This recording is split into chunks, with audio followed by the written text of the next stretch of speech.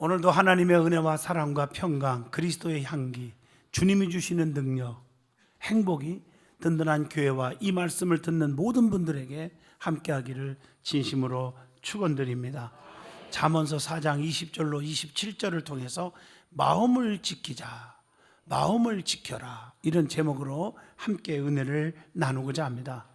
루터는 이런 말을 했습니다. 사람이 매일 수염을 깎고 얼굴을 깨끗이 씻듯이 마음도 매일 다듬어야 하고, 한 번 방을 청소했다고 해서 언제나 깨끗한 것이 아닌 것처럼, 한 번 반성하고 좋은 뜻을 품었다고 해서 늘 깨끗하고 바른 것이 아니기 때문에 우리는 날마다 새롭게 하여야 한다, 이렇게 말을 했어요. 오늘의 사회는 지식과 정보의 홍수시대라고 말을 합니다. 지식은 풍성해도 지혜가 없는 기현상은 지혜의 원천인 명상과 마음 공부가 없기 때문이라고 말할 수가 있을 것입니다. 예수님께서 마태오 5장 8절에 이렇게 말했어요.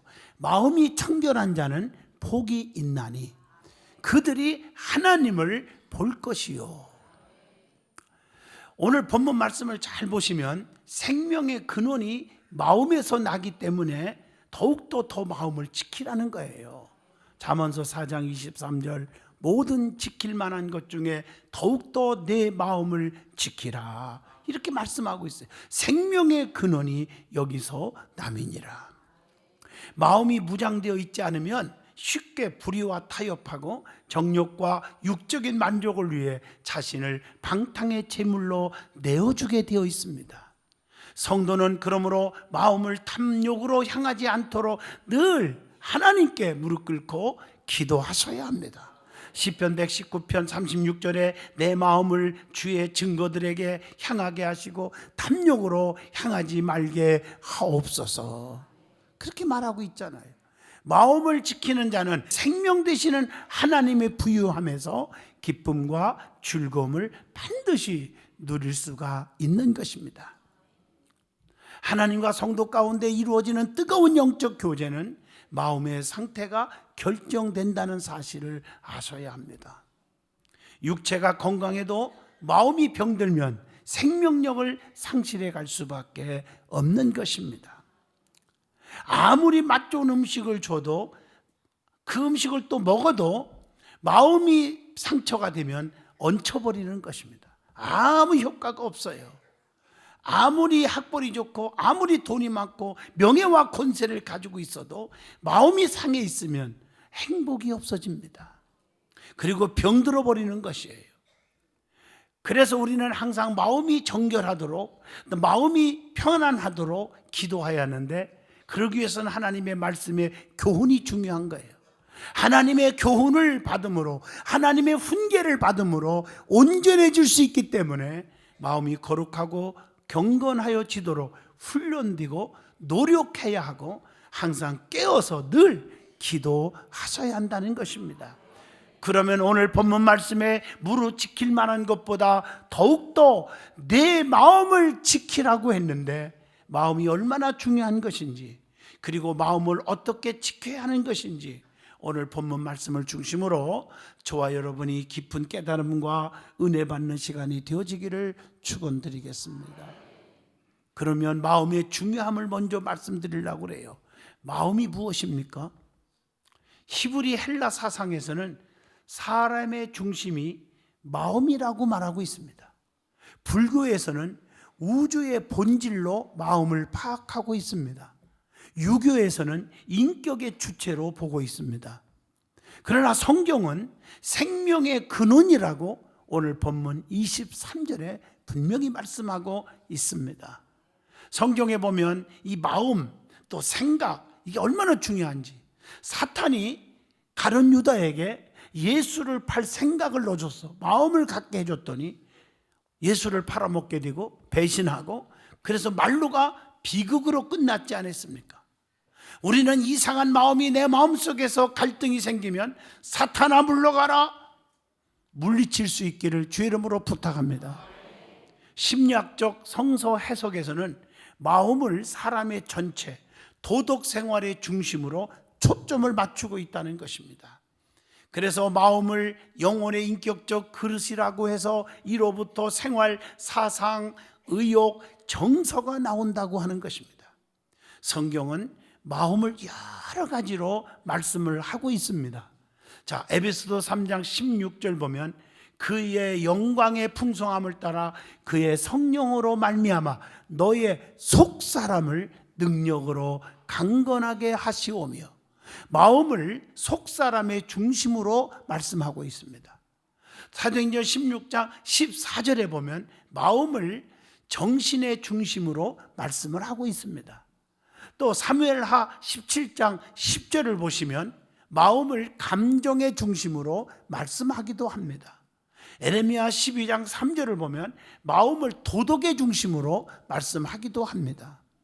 이렇게 마음은 속사람 혹은 정신, 감정, 도덕의 중심으로 성령께서 거하시는 곳이고 하나님의 사랑과 평강을 받는 곳이며 양심의 소재지이고 신앙의 초소가 된다는 얘기입니다.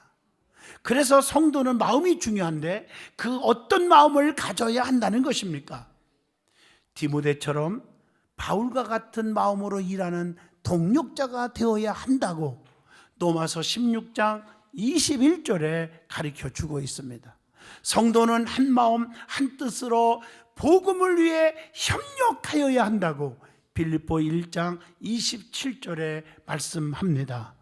그래서 고린도전서 1장 10절에 봐도 모두가 같은 말을 하고 너희 가운데 분쟁이 없이 같은 마음과 같은 뜻으로 온전히 합하라, 이렇게 말씀을 하고 있습니다. 빌립보 2장 2절에 봐도 마음을 같이하여 같은 사랑을 가지고 뜻을 합하여 한 마음을 품으라, 이렇게 말씀하고 계십니다.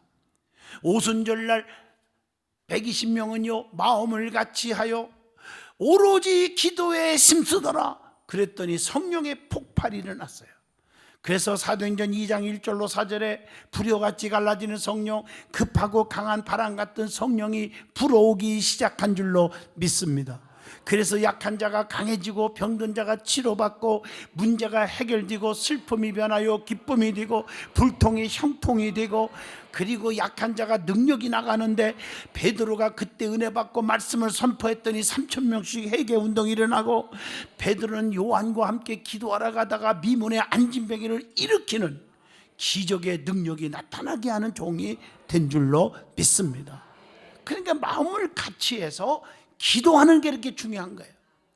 사도 바울이 에바브로디도를 칭찬한 것은 왜 칭찬했을까? 빌립보 2장 25절 보면 그는 나의 형제요, 함께 수고하고 함께 군사된 자요, 너의 사자로 내가 쓸 것을 돕는 자라, 그렇게 표현하고 있잖아요.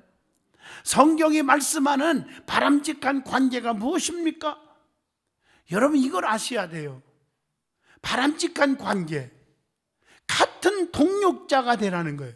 고린도전서 3장 9절, 우리는 하나님의 동력자들이요, 저와 여러분은 주의 영광을 위한 한 동력자가 되시기를 바랍니다. 그래서 서로 치기 질투 쑥덕거리고 그러면 안 돼요. 사울은 천천히요 다윗은 만만이라. 뭐가 어떻습니까? 천천도 엄청난데 다윗이 만만이라니까 시기 질투가 나갔고 그때부터 다윗을 죽일 생각을 하게 되고, 그런다고 다윗이 죽나요? 하나님이 붙잡아 주는데 지가 먼저 비참하게 죽어버리잖아요. 우리는 한 형제인 줄로 믿습니다. 서로 잘 되기를 기뻐하고 박수 쳐주는 자가 되어야 하지 않겠어요? 그게 동력자예요. 같은 권속이라고 에베소 2장 19절에 말하고 있습니다. 그리고 같은 지체가 됩니다. 고린도전서 12장 12절에 몸은 하나인데 많은 지체가 있고 몸의 지체가 많으나 한 몸인 것 같이 그리스도도 그러하니라. 할렐루야. 그래서 우리의 지체가 중하고 경한 게 없잖아요. 성가대가 귀하고 교사는 아무것도 아니고, 교사가 귀하고 성가대는 아무것도 아니고, 여전도회가 귀하고 남성교회는 아무것도 아니고, 남성교회는 귀하고 여전도회는 아무것도 아니고. 여러분 잘못된 것이지 않겠어요? 우리는 다 같은 동력자가 되고 협력자가 되어야 될 줄로 믿습니다. 그리고 디모데후서 2장 20절 같은 그릇입니다. 큰 집에는 큰 금그릇도 있고 은그릇도 있고 나무 그릇도 있고 질그릇도 있나니 귀하게 쓰는 것도 있고 천하게 쓰는 것도 있나니 교회도 마찬가지라고 생각합니다. 믿음의 분량대로 일을 맡아서 그릇으로 일을 하는 것입니다. 그리고 빌립보 2장 25절에 보면 같은 형제라는 거예요. 우리가 한 형제인 줄로 믿습니다. 서로 아끼고 품고 이해하고 덮어주고 사랑으로 가득 차야 돼요. 그리고 악한 영들이 우리를 덤비면 물리칠 수 있는 같은 군사입니다. 빌립보 2장 25절의 말씀인 줄로 믿습니다. 고린도전서 4장 1절 사람이 마땅히 우리를 그리스도의 일꾼이요 하나님의 비밀을 맡은 자로 여길지어다. 같은 일꾼입니다. 한 가족입니다. 그러니까 누가복음 15장 20절로 24절에 아버지 품을 떠난 아들이 돌아올 때 회복의 은혜를 주신 아버지의 마음을 생각하게 하는 것이지 않습니까? 그리고 예수 그리스도의 마음을 품는 것이 중요합니다. 빌립보 2장 5절로 11절에 오늘 이 말씀을 잘 가슴에 새겨보세요. 너희 안에 이 마음을 품으라 곧 그리스도 예수의 마음이니 그는 근본 하나님의 본체시나 하나님과 동등됨을 취할 것으로 여기지 아니하시고 오히려 자기를 다 비워서 종의 형체를 가지사 사람들과 같이 되셨고 사람의 모양으로 나타나사 자기를 낮추시고 죽기까지 복종하셨으니 그 십자가의 죽으심이니라. 감격스럽지 않습니까? 성도는 예수 그리스도의 마음을 가지고 살아야 됩니다. 고린도전서 11장 1절 그래야 나를 본받는 자가 되라 이렇게 말할 수 있지 않겠습니까? 예수 그리스도의 마음은 어떤 마음입니까? 성경을 잘 보세요. 빌립보 2장 6절로 7절에 세속적인 욕망에 대하여는 청빈의 마음을 가지셨습니다. 하나님의 본체로서 만물의 소유자의 소유권을 다 비우시고 인자가 머리 뚫 곳이 없도다. 청빈의 모범을 보이신 것입니다. 그리고 베드로전서 2장 22절이나 히브리서 4장 15절 보면 세상 죄에 대하여 순결의 마음을 가지셨습니다. 죄 없으신 예수님께서 우리로 죄에 대하여는 죽고 의에 대하여 살게 하기 위하여 순결한 제물이 되어 주셨습니다. 빌립보 2장 8절 보면 하나님에 대하여 겸손과 순종의 마음을 가지셨잖아요. 십자가에서 자기를 낮추시고 죽기까지 복종하셨다고 했습니다. 사람에 대해서는 사랑의 마음을 주님은 가지셨어요. 요한복음 13장 1절에 세상에 있는 자기 사람들을 사랑하시되 언제까지? 끝까지 사랑하시느니라. 세상 사람들은 끝까지가 아니에요. 달면 삼키고 쓰면 맺어버려요. 너무 이기적이에요. 그러므로 누가 됐든지 간에 사람을 의지하고 사람 앞에 기대다가는 전부 다 영혼이 죽어버리는 거예요. 기댈 사람이 없어요. 저부터 여러분 기대서도 안 돼요. 하나님께 기대하세요. 그분은 변하지 않아요. 끝까지 사랑하셨고 죄인들과 연약한 자들과 하나님과 원수된 자까지도 사랑하여 화목 제물이 되셨느니라. 멋있잖아요. 변하지 말고 끝까지 사랑하신 주님을 여러분들이 깨달으시기를 축복합니다. 도덕적으로 보면 시편 51편 10절에 내 속에 정한 마음을 창조하시고 내 안에 정직한 영을 새롭게 하소서. 도덕적으로 선과 공의로운 마음을 가지셨습니다. 예수님은 거짓이 없으시고 죄가 없으시고 의를 기뻐하시고 죄를 미워하시고 심판하십니다. 그러므로 성도 여러분, 주님의 마음을 진실하게 본받으시기를 바랍니다. 저는 찬송 가운데 455장 부를 때마다 펑펑 울어요. 안 울고 한번 불러볼게요. 주님의 마음을 본받는 자 그 마음의 평강이 찾아오면 험악한 세상을 이길 힘이 하늘로부터 임함이라. 주님의 마음 본받아 살면서 그 거룩하신 나도 이루리. 정말 저는 이 찬송 부를 때 얼마나 은혜를 받는지 모릅니다. 눈물이 막 나오지요. 자, 마음이 중요합니다. 마음을 어떻게 지켜야 합니까? 첫째, 주님의 말씀을 가장 귀하게 중요시 여겨야 합니다. 그게 본문 20절로 21절의 말씀입니다. 하나님의 말씀은 양약과 같아서 우리에게 엄청난 유익이 됩니다. 그래서 주님의 말씀을 주의하여 귀를 기울이라고 본문 20절에 말했어요. 여러분, 만병통치약이 무엇인 줄 아십니까? 2촌만 잡수시면 됩니다. 그게 구약과 신약인 것입니다. 그 말씀이 내 안에 들어와야 돼요. 그래서 시편 78편 1절에 내 백성이여 내 율법을 들으며 내 입의 말에 귀를 기울일지어다. 하나님의 교훈을 들어야 한다는 것입니다. 잠언서 5장 1절에 지혜에 주의하며 명철에 귀를 기울이라고 했습니다. 또 로마서 10장 17절 믿음은 들음에서 나며 들음은 그리스도의 말씀으로 난다고 했습니다. 믿음이 자라기 위해서 말씀을 들어야 돼요. 말씀이 눈에서 떠나지 말게 하고 마음속에 새기고 지키라. 본문 21절의 말씀입니다. 하나님의 말씀에 집중하라는 것입니다. 말씀에 집중하라. 하나님의 말씀이 심중에 있어야 돼요. 시편 40편 8절. 그래서 말씀 듣는 시간이, 자세가 얼마나 중요한지 여러분 아셔야 합니다. 교회를 왔다 갔다 10년 100년 한다고 믿음이 자랍니까?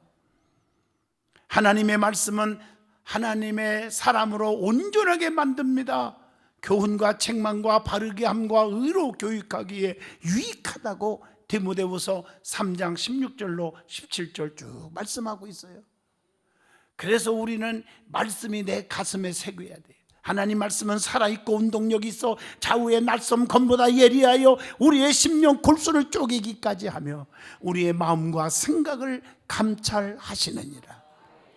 그리고 구부러진 말과 삐뚤어진 말을 입에서 버리고 멀리하라. 오늘 24절의 말씀입니다. 악을 경계하며 하나님을 경외하는 자리에 있어야 잠언서 8장 13절 악을 이길 수가 있다는 것입니다. 구부러진 말과 삐뚤어진 말을 입술에서 없애야 합니다. 왜냐하면 참 중요한 게 야고보서 3장 8절에 혀는 능히 길들일 사람이 없나니 쉬지 아니하는 악이오 그랬어요. 혀를 조심해야 돼요. 혀를. 제가 목회하면서 보면요, 혀를 조심하지 않는 분이 있어. 습관적으로 말을 많이 하고 말을 함부로 하고 남에게 상처 주고 앉으면 남을 칭찬하기보다 시기 질투하고 쑥덕거리는 사람 치고, 교회에서 뭘 직분을 가진 게 중요한 게 아니고 오래 믿은 게 중요한 게 아니고 그 사람들은 믿음이 바닥이더라고요. 겉으로는 중직체하지만 목사가 영적으로 보면 바닥이요, 바닥. 성경에 나오잖아, 그 말씀이. 그리고 손에 죄악을 버리라. 욥기서 11장 24절에 말씀하고 있습니다. 에베소 4장 25절에는 거짓을 버려란 말이에요. 진실하라는 거죠. 악의와 비방을 버리라고 골로새서 3장 8절에 말씀합니다. 모든 더러운 것들을 다 버리라고 야고보서 1장 21절에 말씀을 주고 있습니다. 혀가 패역하면요 재앙에 빠지느니라. 잠언서 17장 20절의 경고입니다. 진리를 잃어버리지 말아야 한다고 디모데전서 6장 5절에 말씀하고 있습니다. 하나님의 말씀을 전하는 것 같이 무슨 말을 할 때 그렇게 말을 하라는 거예요. 베드로전서 4장 11절. 함부로 말하지 말고 주님이라면 뭐라고 말할까? 좀 생각 좀 하라는 거예요.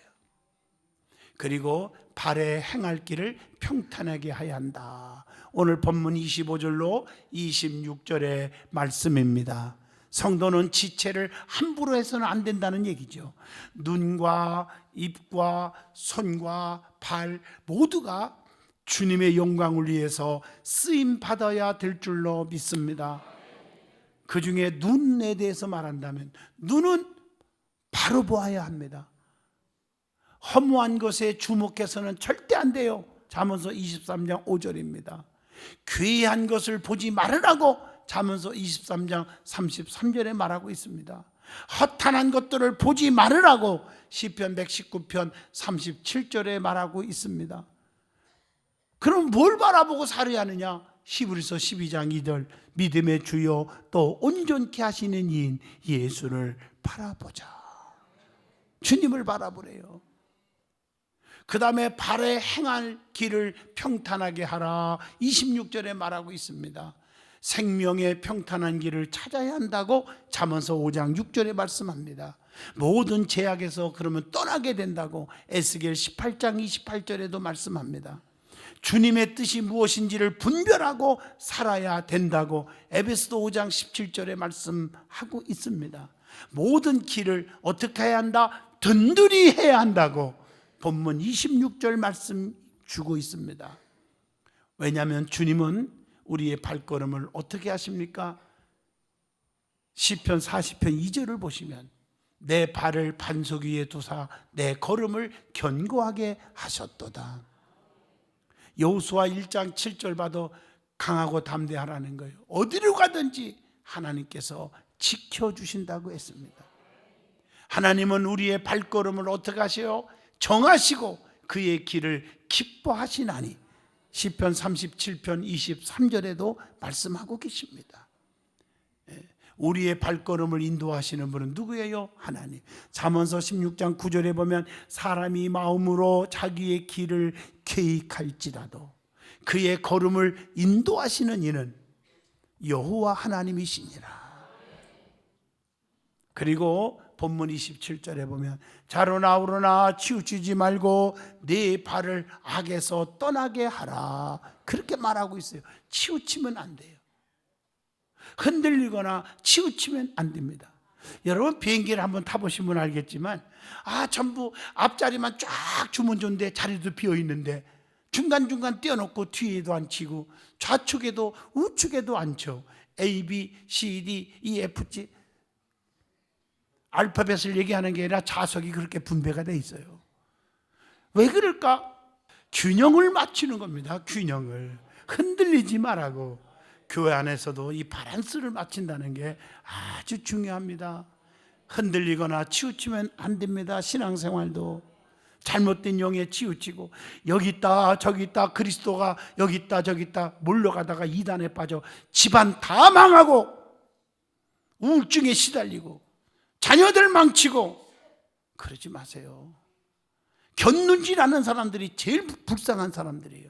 교회 안에서도요, 성경 공부하러 가자, 뭐 여기는 신령하다, 왔다 갔다 곁눈질하고 교회 중심, 목회자 중심이 아니고 이런 사람 치고 세상 말로 훌륭한 사람 없습니다. 흔들리지 않기를 바랍니다. 하나님의 명령에 따라 살으라고 신명기 5장 32절에 말씀했고 하나님의 말씀대로 살아야지 더하거나 빼거나 가감해서는 안 된다고 신명기 12장 32절에 권면하고 있습니다. 하나님의 말씀에서 절대로 떠나지 말라고 신명기 17장 20절에 말씀하고 계십니다. 말씀을 다 지켜 행하면 어떻게 돼요? 여호수아 1장 7절 형통의 복을 주신다고 했습니다. 그래서 우리는 악에서 온전히 떠나시기를 바랍니다. 악을 떠나는 것이 정직한 사람의 대로이니라. 잠언서 16장 17절. 롯과 두 딸은 이 소돔과 고모라 성의 악한 곳에서 떠났기 때문에 구원받았음을 창세기 19장 16절에 말씀합니다. 창세기 12장 4절에 보세요. 아브라함도 아무리 정든 고향이지만 우상이 득실거리는 곳이기에 떠났기 때문에 믿음의 조상, 복의 근원, 자손의 축복, 물질의 거부가 된 줄로 믿습니다. 악한 행실을 버리고 그쳐야 한다고 이사야서 1장 16절에 말씀하고 계십니다. 베드로전서 3장 11절에 악에서 떠나 선을 행하고 화평을 구하며 그것을 따르라 이렇게 권면하고 있지 않습니까? 그리고 로마서 12장 9절에 사랑에는 거짓이 없나니 악을 미워하고 선에 속하라. 여러분 선에 속하시기를 바랍니다. 그래서 모든 불의에서 떠나라고 하는 디모데후서 2장 19절을 가슴에 새기셔야 됩니다. 그래서 하나님이 더 좋은 거지 세상이 좋은 거 아니잖아요. 야고보서 4장 4절에 세상과 버티고자 하는 자는 스스로 하나님과 원수가 되는 것이니라 이렇게 말씀하고 계십니다. 그래서 데살로니가전서 5장 22절 악은 모양이라도 버리라고 권면하지 않았습니까? 결론입니다. 성도는 마음을 지키는 것이 무엇보다도 중요하다고 했습니다. 마음이 흔들려서 마귀의 유혹에 빠지고 이단에 빠지고 자기 생각이 옳은 신앙인 줄 옹고집 착각 속에 살다가 영원히 죽지 마시고 마음을 지키면 생명의 근원이 여기서 나고 육체의 건강이 된다고 본문 22절 23절을 주고 있으니 가슴에 새기세요. 성도가 말씀대로 살고 순종하며 염려하지 않으면 건강의 축복이 보장되는 것입니다. 그래서 로마서 8장 5절로 6절에 육신을 따르는 자는 육신의 일을, 영을 따르는 자는 영의 일을 생각하나니 육신의 생각은 사망에 이르고 영의 생각은 생명과 평안을 얻느니라. 그러므로 늘 깨어 있어서 예배의 성공자가 되시고 누가 무슨 말을 해도 흔들리지 말고 마음을 지킬 수 있어서 영육의 복을 받기를 축복합니다.